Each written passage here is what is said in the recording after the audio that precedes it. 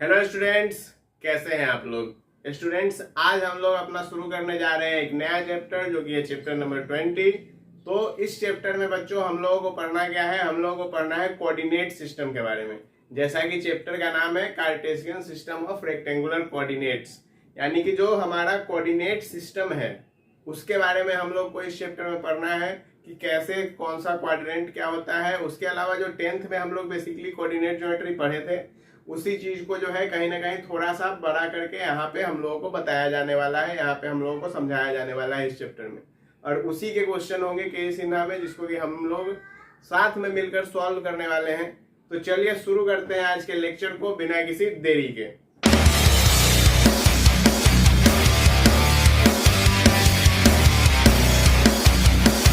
देखिए स्टूडेंट्स, जो Cartesian coordinates होते हैं, कार्टेशियन कोऑर्डिनेट्स जो होते हैं, तो इसमें हम लोगों को खास बात क्या ध्यान में रखना है कि जैसे आप लोगों को पता है बेसिक बातें हैं, ठीक है, वो आप लोगों को पता होंगी कि ये अपना होता है एक्स एक्सिस और ये अपना होता है वाई एक्सिस। बिल्कुल सही बात है, इतना तो पता है, नहीं गलत बात है, ठीक है। इसको हम लोग कहते हैं एक्स एक्सिस और इसको हम लोग कहते हैं वाई एक्सिस, ठीक है। तो इधर साइड ये पॉइंट क्या हुआ, इसको कहा जाता है ओरिजिन। यानी कि ओरिजिन मतलब क्या, 0,0 वाला जो पॉइंट होता है इसको हम लोग ओरिजिन कहते हैं। यानी कि जहां पर x भी 0 है और जहां पे y भी 0 है, उस पॉइंट को ओरिजिन कहा जाता है, ठीक है। और जब आप ओरिजिन से राइट साइड में बढ़ेंगे तो वहां पे क्या होता है, पॉजिटिव एक्स एक्सिस, और यदि आप लेफ्ट गए तो क्या होगा, negative of x axis. Same way यदि आप ऊपर जाएंगे तो क्या होगा, पॉजिटिव ऑफ वाई एक्सिस, और जब आप नीचे की ओर आएंगे तब क्या होगा, negative of Y axis. Clear है, यही होता है कोऑर्डिनेट, ठीक है। यानी कि जो कार्टेशियन सिस्टम है ये यही है कि इसमें आपको क्या है, दो एक्सिस है। जब आप सेंटर यानी कि ओरिजिन जिसको हम लोग कहते हैं यहाँ पे, उससे यदि आप किधर जा रहे हैं, राइट साइड में, तो पॉजिटिव एक्स, लेफ्ट साइड में तो निगेटिव एक्स, ऊपर जा रहे हैं तो पॉजिटिव वाई, नीचे जा रहे हैं तो निगेटिव वाई। क्लियर बात, इतना में कोई परेशानी। अब जैसे कि जो एक्सरसाइज 20.1 था वो इसी टाइप के क्वेश्चन पे बेस है। जैसे कि आपको इसमें एक और चीज हम बता दे रहे हैं कि देखिए, क्वाड्रेंट से आप लोग भली भांति परिचित होंगे, जो लोग नहीं परिचित है देख लें। इसको हम लोग कहते हैं फर्स्ट क्वाड्रेंट, यहां से शुरू होता है, ये होता है अपना सेकेंड क्वाड्रेंट, ये होता है अपना थर्ड क्वाड्रेंट, और ये होता है अपना फोर्थ क्वाड्रेंट। 4 क्वाड्रेंट हुए।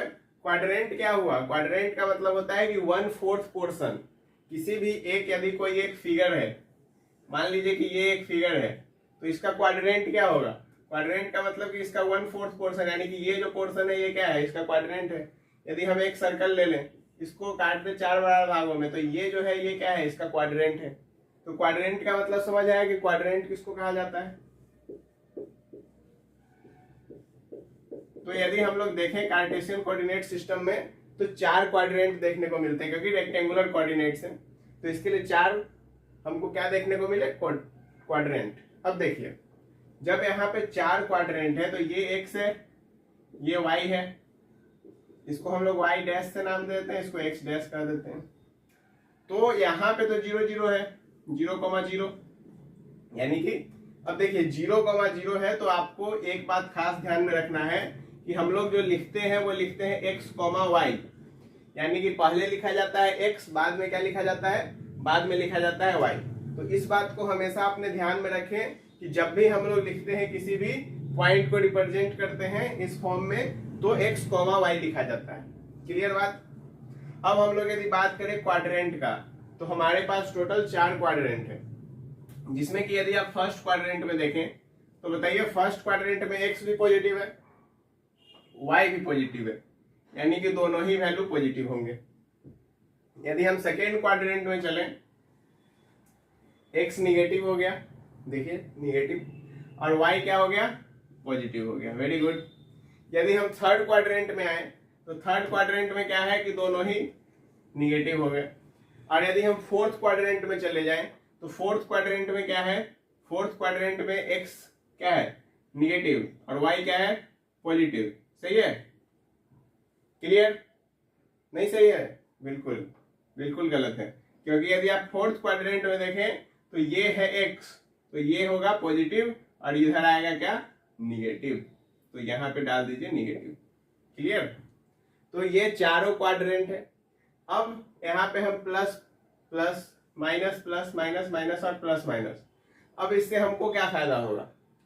हमको तो कुछ फायदा नहीं हुआ, इससे फायदा होगा। देखिए जैसे कि मान लीजिए, चलिए यहाँ देख लीजिए, जैसे कि हमको मान लीजिए कि एक पॉइंट 3,4 को रिप्रेजेंट करना है। तो यदि हमको 3,4 को रिप्रेजेंट करना है तो हम देखेंगे कि एक्स का भी साइन पॉजिटिव, वाई का भी साइन पॉजिटिव। अब हमसे पूछेगा कि किस क्वाड्रेंट में है तो हम बोल देंगे कि भाई ये हमारा फर्स्ट क्वाड्रेंट में है। यदि हमसे कोई एक सवाल दे कहा कि -2, -3, ये हमसे पूछा गया है किस क्वाड्रेंट में, हम देखेंगे कि एक्स भी निगेटिव है, वाई भी निगेटिव है, यदि दोनों ही निगेटिव है तो थर्ड क्वाड्रेंट में है। क्या बात समझ में आ रही है? कोई परेशानी इसमें आपको आ रहा है? इतना बात क्लियर है पूरा? तो देखिए जो एक्सरसाइज 20.1 है ये सारा इसी बेसिक चीजों पे बेस्ड है और इसी कारण से उसका कोई डिटेल्ड सॉल्यूशन हम इस चैनल पे नहीं डाल रहे हैं। कारण ये क्योंकि ये एकदम बेसिक चीज है। अब इसमें हम मान लीजिए कि आपको कहे कि -2, -3 को जो है रिप्रेजेंट करना है, ये सवाल है, इस टाइप के सवाल है, तो आप क्या करेंगे, यहाँ पे आप डालेंगे -1, -2 और फिर वाई एक्सिस में आप चले जाएंगे -1, -2, -3 ऐसे, और दोनों का पॉइंट लेके मिला देंगे, बोलेंगे कि ये जो है ये -2, -3 पॉइंट। इस तरह से कुछ रिप्रेजेंटेशन होता है। तो यही एकदम बेसिक चीज है 20.1 में। तो इसके लिए 20.1 का सॉल्यूशन नहीं है, लेकिन हाँ 20.1 में यदि कोई भी डाउट होता है आपको वीडियो में कमेंट करें, यहाँ कमेंट सेक्शन में हम आपको सॉल्व करके बता देंगे कि क्या आपका समस्या है, उसका क्या निदान होगा। ठीक है, आपको सॉल्यूशन मिल जाएगा, उसके लिए कोई चिंता करने का बात नहीं है। हम लोग मेन बात करने वाले हैं एक्सरसाइज 20.2 से, क्योंकि 20.2 में क्या है, तो 20.2 में है आपको डिस्टेंस फॉर्मूला। ठीक है, तो वहां से जो है मेन हमारा शुरुआत होगा। ये एक बेसिक था इस चैप्टर का, जो कि हमको लगता है कि आप लोगों को इतना समझ में आया होगा। तो अब हम लोग बात करने वाले हैं डिस्टेंस फॉर्मूला के बारे में। तो अब स्टूडेंट्स हम लोग बात करने वाले हैं डिस्टेंस फॉर्मूला के बारे में, यानी कि डिस्टेंस फॉर्मूला होता क्या है। तो डिस्टेंस मतलब क्या हो गया, दूरी। तो जैसे कि मान लीजिए कि ये हमारा एक क्वाड्रेंट हम लेके बता रहे हैं, ठीक है, कि एक पॉइंट है P और एक पॉइंट है Q। ठीक है, ये दो पॉइंट दे दिए गए हमको और हमसे कहा गया कि तुम इसका क्या करो कि तुम हमको इसका दूरी निकाल के दे दो। हमको यह कहा गया कि तुम इसका दूरी निकाल के दे दो। अच्छा, हमको ये पता है कि P पॉइंट का जो कोऑर्डिनेट है वो x1, y1 है और Q पॉइंट का जो कोऑर्डिनेट है वो x2, y2 है। ये बात हमको बता दिया गया। तो अब हमको यदि P से Q का दूरी निकालना है, यानी कि ये दूरी निकालना है, तो ये कैसे निकालेंगे? तो यही दूरी निकालने का तरीका कहाँ से मिलता है, डिस्टेंस फॉर्मूला से। ठीक है, देखिए कैसे निकालेंगे, बेस प्रूफ समझाते हैं, याद रहेगा आपको। ठीक है, देखिए ये पॉइंट कुछ ये होगा और यदि Q पॉइंट है तो इसको हम ऐसे यहां दिखा रहे हैं। ठीक है, तो यदि हम यहाँ पे देखें कुछ, यदि आपको नजर आ रहा हो ठीक है ढंग से, तो यहाँ पे एक राइट एंगल ट्रायंगल बनता हुआ हमको दिखाई दे रहा है। ठीक है, ये है x1 और ये है x2, ये पॉइंट है y1 और ये पॉइंट है अपना y2। हमको क्या निकालना है, हमको निकालना है PQ। अब देखो बच्चों गौर से कि यदि हम इसको O ले लेते हैं, तो यदि हमको PQ निकालना है, तो आप लोग यदि हीरोन्स फॉर्मूला पढ़े होइएगा क्लास 9th में, ठीक है, या फिर हीरोन्स छोड़िए वो तो लेंदी है, आपने पाइथागोरस वाला थ्योरम पढ़ा होगा। ठीक है, कि PQ का स्क्वायर बराबर क्या होगा, यदि यहाँ पे एक राइट एंगल ट्रायंगल है तो पी क्यू का स्क्वायर बराबर ओ क्यू का स्क्वायर प्लस ओपी का स्क्वायर होगा। क्या आप इस बात को मानते हैं? बिल्कुल मानते हैं। तो हमको क्या चाहिए? हमको तो पी क्यू चाहिए। तो यदि हमको पी क्यू निकालना है तो हमको ओपी चाहिए होगा और हमको ओ क्यू चाहिए होगा। अब यदि हमको ओपी चाहिए तो ओपी का दूरी कितना है? तो ओपी का यदि हम लोग डिस्टेंस निकालेंगे तो ये दूरी x1 है और यानी कि यहां से यहां का दूरी जो है x1 है और यहां से यहां का दूरी जो है वो क्या है? x2 है। तो यदि हमको यहां से यहां का दूरी निकालना पड़ेगा तो क्या करना होगा? हमको इसमें से इसको घटाना पड़ेगा। यानी कि ये क्या हो गया? ये तो हो गया x2 माइनस x1। क्या बात सही है कि नहीं है?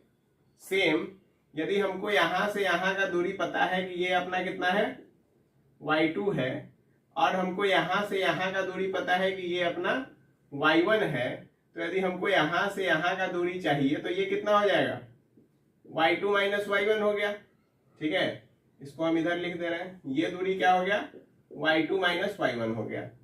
यानी कि हमारा जो OQ है, OQ हो गया आपका y2 माइनस y1 का होल स्क्वायर और OP क्या हो गया? OP हो गया आपका x2 माइनस x1 का होल स्क्वायर। Very good. क्या बात क्लियर है? बात समझ में आता है? इतना नहीं आया? आया? चलिए अब देखिए, अब हमको यहाँ पे PQ का स्क्वायर लेकिन अभी निकल रहा है। हमको चाहिए PQ। तो PQ निकालने के लिए क्या करेंगे? इसमें रूट डाल देंगे। तो ये बन गया y2 माइनस y1 का स्क्वायर प्लस,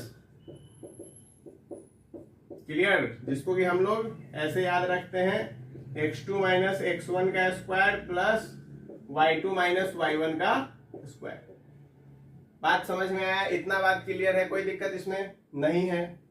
चलिए, इसको हम लोग आप ऐसे भी याद रख सकते हैं कि ये जो है डिफरेंस इन x कोऑर्डिनेट का होल स्क्वायर। देखिए x के कोऑर्डिनेट का डिफरेंस है ना, और plus difference in y coordinate का होल स्क्वायर। क्या यही बात ऊपर में लिखा हुआ है? x के कोऑर्डिनेट के डिफरेंस का स्क्वायर है, x कोऑर्डिनेट के डिफरेंस का स्क्वायर है प्लस y कोऑर्डिनेट के डिफरेंस का स्क्वायर है। यही चीज क्या है? डिस्टेंस फॉर्मूला है, जिसको कि आपको अपने माइंड में याद करके रखना है। बहुत यूज होगा इसका। ठीक है, जैसे आगे सेक्शन फॉर्मूला आएगा उसमें काम आएगा और भी बहुत ज्यादा काम आएगा इसका। ठीक है, इस चैप्टर में चाहे आप आगे स्ट्रेट लाइन पढ़ रहे हो वहां पे भी यूज आएगा, आप सर्कल पढ़ेंगे वहां पे भी यूज आएगा, पाराबोला में भी थोड़ा मोड़ा यूज है यदि आप जेई के क्वेश्चंस को ट्राई करेंगे तो। ठीक है, यदि कोई बच्चा जेई दे रहा होगा तो उसको पता है कि इसका यूज कहाँ कहाँ है। डायरेक्ट क्वेश्चन तो नहीं आता है डिस्टेंस फॉर्मूला का, लेकिन इसका यूज अलग अलग ढंग से आ जाता है कहीं ना कहीं। तो ये फॉर्मूला याद रखने का बहुत जरूरी है और बचपन से पढ़े भी है। बचपन यानी कि 10th। ठीक है, क्योंकि अब थोड़े बड़े हो गए, 11th में आ चुके हैं, तो अब बचपन में नहीं रहे। तो ये होता है आपका डिस्टेंस फॉर्मूला। इसमें किसी को कोई दिक्कत है? नहीं है? चलिए, अब डिस्टेंस फॉर्मूला जब समझ में आ गया तो अब हम लोग एक्सरसाइज 20.2 का क्वेश्चन सब सॉल्व करेंगे और देखेंगे कि किस टाइप के क्वेश्चन है। तो चलिए शुरू करते हैं। देखिए स्टूडेंट्स, एक्सरसाइज 20.2 का क्वेश्चन नंबर 1 बहुत ही आसान क्वेश्चन है। अब भी कहेंगे यदि फॉर्मूला याद है तो डिस्टेंस निकालना है। देखिए, तो यहाँ पे हमको x1 0 है, बहुत बढ़िया। x2 भी 0 है, नहीं ऐसा गलती मत कर देना, इसको x1 इसको x2 नहीं कह देना। x1 ये होता है, x2 ये होता है, तो ये याद रखना। और y1 0 है और y2 12 है, बहुत बढ़िया, वेरी गुड। अब देखो, हम मान लेते हैं कि ये ए बी है, एक पॉइंट का नाम ए, एक पॉइंट बी है। तो क्या करोगे? डिफरेंस ऑफ पॉइंट्स, तो यानी कि -5 माइनस 0 का होल स्क्वायर प्लस 12 माइनस 0 का होल स्क्वायर। Very good. -5 का स्क्वायर कितना हो जाएगा? -25, नहीं प्लस का 25। और 12 का स्क्वायर कितना हो जाएगा? 144, 144। तो टोटल कितना हो गया बच्चों? 169, यानी कितना वैल्यू आ गया? 13। 13 क्या? 13 यूनिट, जो भी हो। ठीक है, 13 यूनिट इसका आंसर आया। समझ आया कैसे हुआ? कोई दुख नहीं है ना? चलो वेरी गुड।